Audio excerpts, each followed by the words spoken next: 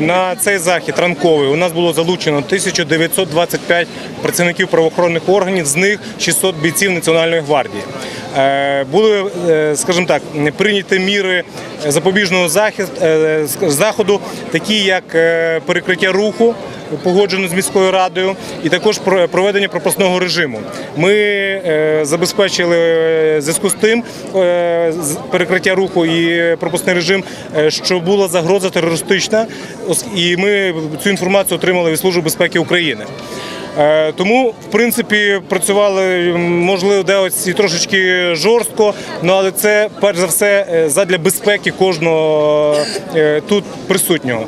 Що стосується вилучених речей, то всього-навсього один прапорець був з символікою Радянського Союзу. Ми хотіли скласти адміністративний протокол на того пана, який прийшов з тим прапорцем, але він не погодився з цим, тому ми змушені були його забрати до відділку поліції і там вже з ним проводити роботу, і там встановити його особу, і там склали вже адміністративний матеріал. Також були вилучені травматична зброя, оскільки зарежимлена територія була, її не допускалися. Також були вилучені ножі, там зірочки, такі метальні засоби.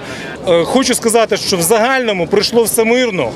І якихось суттєвих порушень правопорядку не було. Було певний конфлікт Союзу радянських офіцерів щодо їхньої символіки, яку вони хотіли використовувати. Ну, скажімо так, використовувати ту, яку не заборонено. А їх перше не пускали, от вони з тої зірки? Так, тому що у них на тій зірці була символіка, яка заборонена. А яка символіка була? Червона зірка. Вони зняли? Вони зняли її, цю зірку, там. Ну, перша частина, ваші підлеглі спрацювали наскільки так? Молодці, тут не тільки мої підлеглі, тут, скажімо так, поліцейські зі всієї України, оскільки у нас сьогодні ще генеральна репетиція фінального матчу Ліги чемпіонів, який відбудеться 26 травня в Києві. І вони, перш за все, приїхали тренуватися на футбольному матчі. Тому можу сказати, що хлопці і дівчата спрацювали на 5 балів.